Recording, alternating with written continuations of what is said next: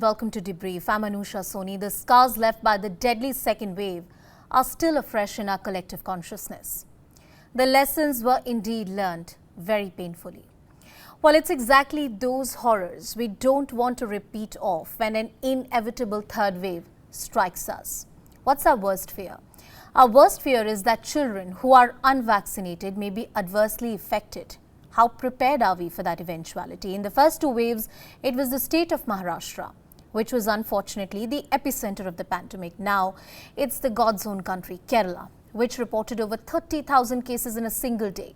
The positivity rate in various districts of the state is well over 19%.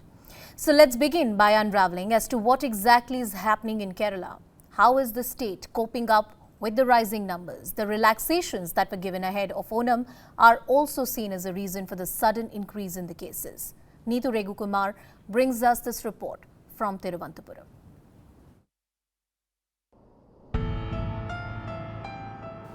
After a prolonged lockdown, Kerala eased certain restrictions from the 5th of August, such as allowing shops to be open on 6 days. The state government said that there needed to be a balance between life and livelihood. Saturday lockdown was thus done away with.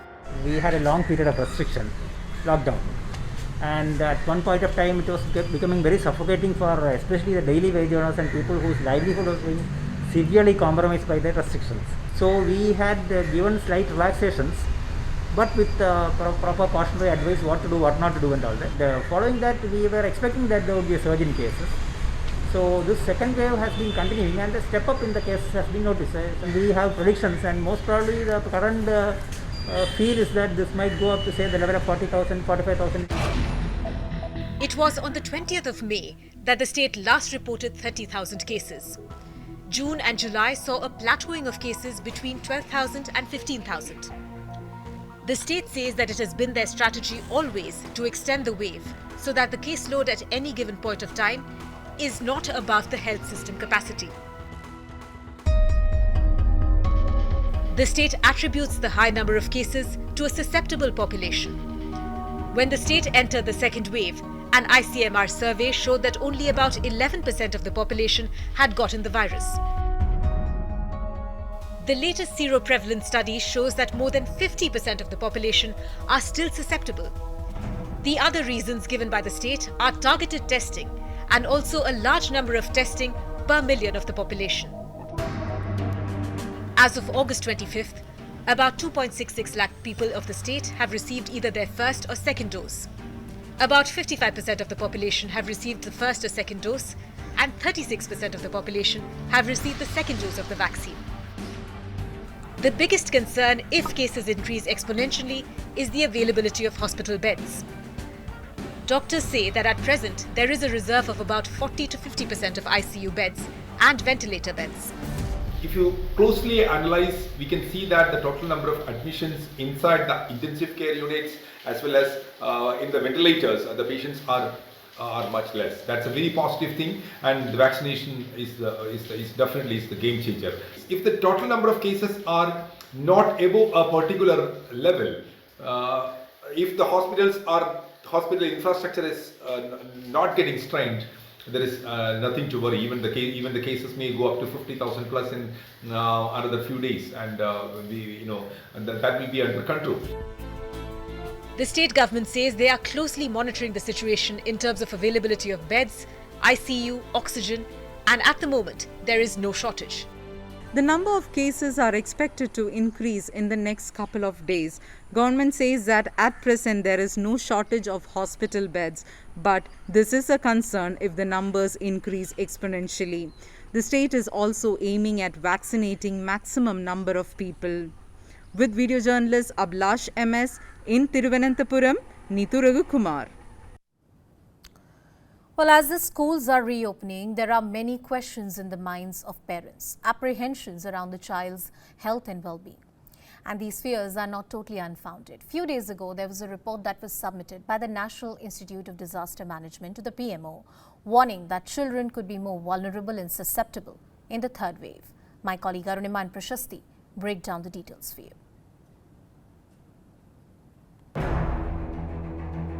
For 18 months now, students across the country have stared at screens and not the blackboard.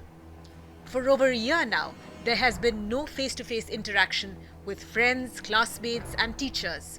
It has perhaps kept them safe from COVID, but played havoc with education, growth parameters and in some cases, mental health as well. The reason why a lot of parent school communities are now pushing for reopening of schools. 1 सितंबर से दिल्ली में 9वीं से 12वीं के school और उस age group के बच्चों की कोचिंग या उससे बड़े बच्चों की कोचिंग सेंटर्स और साथ साथ सभी कॉलेजेस खोलने के लिए इजाज़त दे दी जाएगी. But the decision isn't easy. COVID's second wave, the Delta variant, has scarred almost every family in the country. And the threat of a third wave targeting children is making parents cagey. बच्चों की vaccination का अभी तक कुछ इन्होंने provision डाला नहीं है और स्कूल के जो स्टाफ है वो वैक्सीनेटेड है नहीं है और कितने हद तक उन्होंने स्कूल को सैनिटाइजेशन वगैरह कर रखा है. अभी इस चीज़ का हमें कोई नॉलेज नहीं है. अब हमें यही डर है कि अगर बच्चे स्कूल जाएंगे तो वहाँ से हमारे घर पे भी वायरस आने का टेंशन रहेगा हमें. तो इसलिए हमारा तो बिल्कुल मन नहीं है कि हम अपने बच्चों को वहाँ स्कूल में भेजें. पहली तो बात यह है कि पूरे स्टाफ को वैक्सीनेटेड होना चाहिए और हमारे स्कूल में ये बहुत अच्छा है कि हमारे यहाँ 100% जो स्टाफ है वैक्सीनेटेड हो चुका है. कुछ एक अल्टरनेट ऐसे बनाया जाए कि क्लासेस को अल्टरनेट डेज में बुलाया जाए. बाकी पेरेंट्स का भी इसमें सहयोग ज़रूरी है. Masks, sanitizers and social distancing will be the new normal for the schools in Delhi. While the schools are set to reopen, COVID-appropriate behavior will be the key factor determining the continuation of the offline mode of classes. A study by the National Institute of Disaster Management has added to the anxiety. The Ministry of Home Affairs Commission study warns that the third wave could peak in October. It flags off how unprepared we are to tackle the surge if the third wave strikes children the hardest. There is an 82% shortage of pediatricians in primary healthcare centres. There is also a lack of pediatric ventilators. There are not enough child-specific oxygen masks. And there is no vaccine for smaller children. We've seen what this virus can do in the second wave. When we were not prepared, we saw what it did to the other countries. So we have to be proactive this time, especially when it comes to children. But having said that, the disease is milder in children as compared to adults. So we don't have to panic or create an atmosphere where parents start panicking. But yes, we have to be prepared for the worst. The NIDM study does say that there is insufficient data to conclusively predict if the third wave of COVID will hit kids the most. But experts point out that in the absence of vaccines, this is the most vulnerable section of the population. The first wave hit the elderly. The second wave targeted the young and the middle-aged. Hence, the assumption is that children could suffer the most in the third wave. An assumption which is making school reopening a tough decision.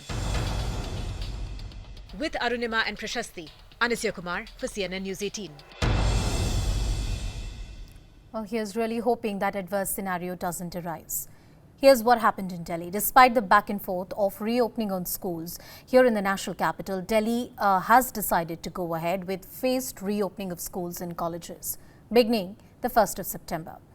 Delhi Education Minister Manish Sisodia said that online and in-person classes would go on and parents could choose whichever mode of learning was comfortable for them.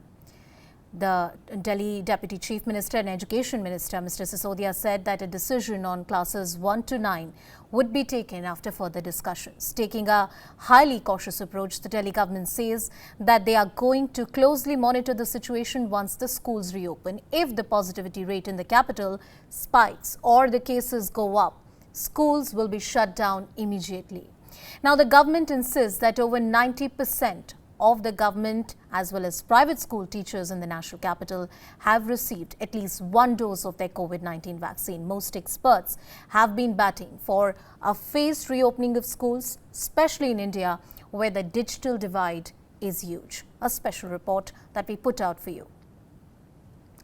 Now, in many parts of the world, the impact of COVID-19 on children is a growing concern. Schools are opening up in some states, but it has not been back to normal for children who are missing being out and about in the best phase of their life. Looking at the global trends and learning from the mistakes of the second wave, India is steadily preparing for an inevitable third wave and its possible impact on children at a time when more and more states, including Delhi, are all set to launch the gradual reopening of schools beginning the 1st of September. We get you the special report.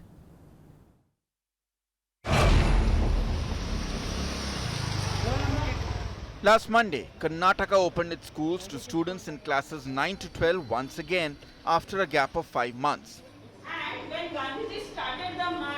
However, classrooms remained empty for most parts. Around 60 children have turned up. I hope to see many more children in the next week. We were successful imparting online education to our children through all these months, but the environment what we could give in the premises cannot be compared. Are you all excited about coming back to school after so long? Yeah. Parents are wary as many experts have predicted that children would face the brunt of the inevitable third wave. Keeping this in mind, the BBMP has set up a pediatric committee. Children's hospitals have been directed to set up more pediatric beds and recruit more pediatricians. Workshops are being held for healthcare workers to better prepare them in treating kids with COVID. We have directed district officials to arrange hospital beds for children. Ventilators and all other facilities are being arranged. The government is still mulling over reopening schools for younger children, those below class 9. A decision would be taken only after examining the trend of the COVID-19 wave towards the end of August. And even if the schools are reopened, it would still be a concern for parents to send their children to school amidst a pandemic. Similarly, after overcoming a devastating second wave of COVID-19, West Bengal is now bracing for the third wave as well. Hospitals are already gearing up, but this time the emphasis is on children. With health experts warning that children may be more susceptible to the virus in the coming days, the AMRI medical teams in Kolkata are upgrading their equipment. They have set up more than 3 pediatric critical care sections which can accommodate 10 beds in each unit. You have got a 10-bedded ICU here. We have also identified the required logistics. In the second wave, we had quite a lot of adult patients. So we have got equipment and instruments required, and some of them need to be adapted for pediatric use, which we are doing at the moment. And most importantly, the thing that we need is personnel, especially nursing staff, because if there is a big third wave affecting children, we'll need a lot of nurses. We are doing an intensive training for nurses. Taking lessons from the second wave that triggered major crises across the state, the medical teams and hospitals have started ramping up their infrastructure. This AMRI hospital in Mukundapur have prepared a separate pediatric section, considering that children will be more vulnerable during the third wave. Fearing that children would be impacted during the third wave, the Uttar Pradesh government too has made elaborate arrangements, including ramping up pediatric ICUs. In the Noida District Hospital in Sector 39, the focus is on specialized pediatric wards. There are 10 ventilators and 3 pediatric intensive care unit wards with more than 30 ICU beds. These ICU beds have been specifically designed for children and also keeping in mind parents who would want to stay with their kids. यहाँ HFNC, ventilator, BiPAP, CPAP बच्चों के हिसाब से जो छोटे होते हैं वो लगाया गया। Mumbai was the epicenter in both the first and the second wave. And now with the third wave looking inevitable, authorities are not taking any chances. With the spotlight on safeguarding children, specialized pediatric centers are being set up by the BMC and in some cases with the help of recognized NGOs. To ensure that they do not get scared, there are games that have been kept here for them. There are toys also that have been provided for families of them too. There is going to be a room here. These are 40 such rooms. Just to give you an idea, the bed also has been set up for one of the parents who can stay with the kids. BMC officials tell CNN News 18 that they are working with a specialized task force that includes top pediatricians from the country. 4 new jumbo COVID centers will have dedicated space for COVID positive kids.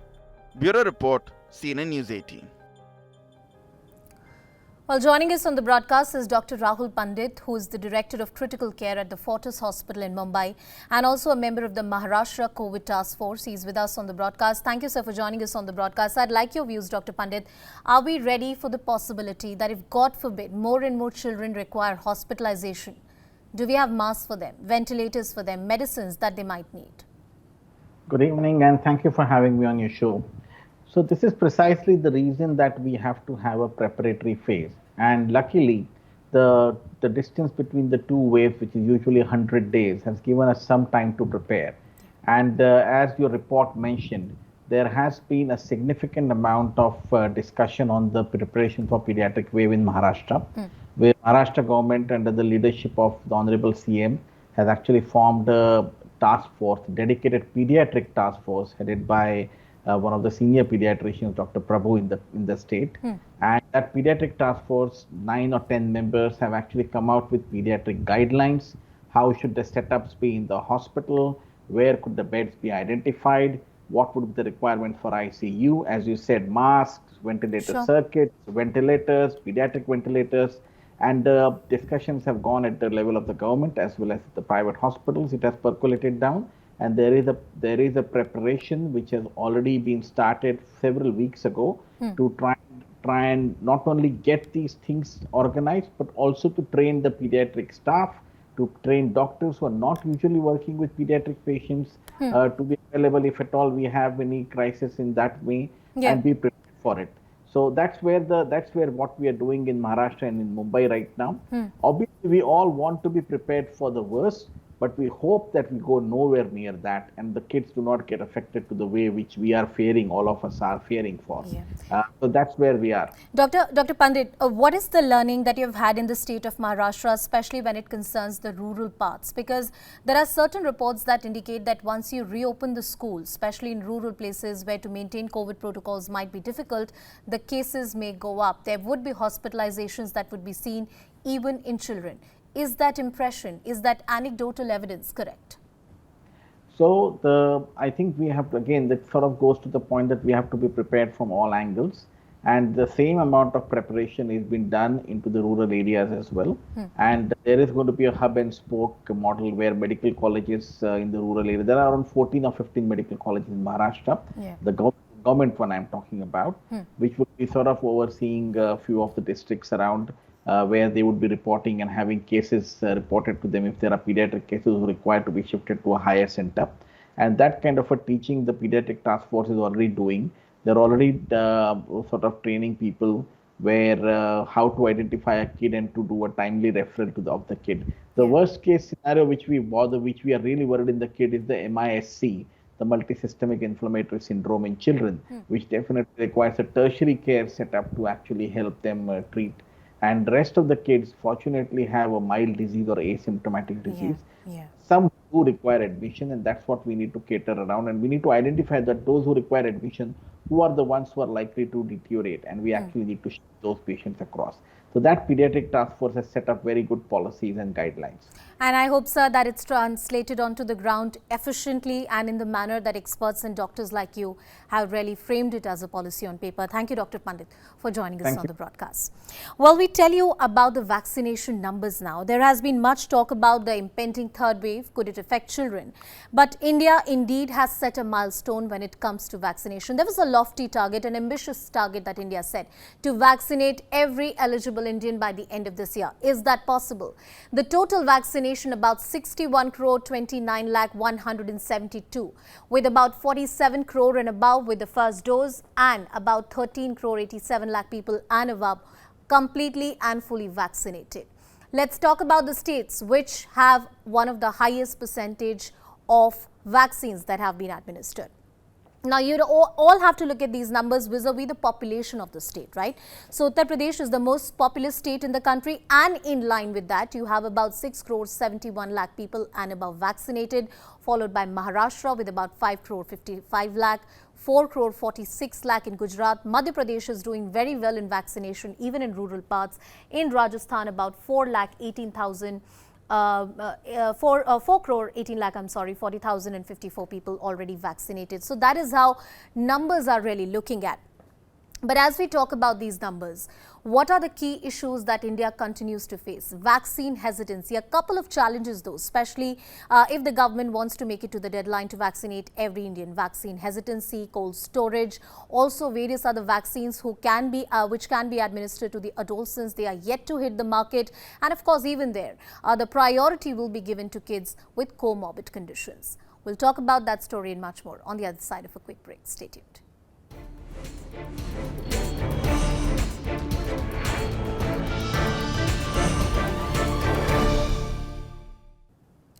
Welcome back. And the continuing surge of COVID-19 is colliding with an unseasonal epidemic of RSV, a respiratory illness, and it's landing children in hospitals across the United States, hospitals which are already overcrowded. Mandy Gaither has more. It's a collision of viruses overwhelming some pediatric hospitals across the country. First, those battling COVID-19. We're seeing many more children admitted who are very sick from this than we've seen at any point prior in the pandemic. On top of that, some hospitals reporting children also being infected with a second virus at the same time, usually a respiratory sickness. The CDC warned doctors last June of a growing number of RSV cases across the South. Data shows a continuing upsurge of RSV now across the rest of the country. Even though we have, the prospect of the winter coming with increased respiratory diseases, and we saw a lot of spread of coronavirus last winter, there's a big difference between last winter and the upcoming winter, which is that we have millions and millions of people in our country who are now vaccinated. The Delta variant continues to cause COVID-19 cases to climb. Overall, the latest numbers show more than 100,000 people hospitalized for COVID-19, the U.S. averaging more than 1,100 COVID-19 deaths each day, a 39% increase over last week's 7-day average. Health experts continue to say vaccines are the best protection and also help protect those who are too young to get vaccinated. I have seen a lot of people change their minds and change their attitudes towards COVID-19 vaccination with how many young people are going into our hospital systems right now. Well, with that, it's a wrap in this edition of Debrief. Thank you for watching.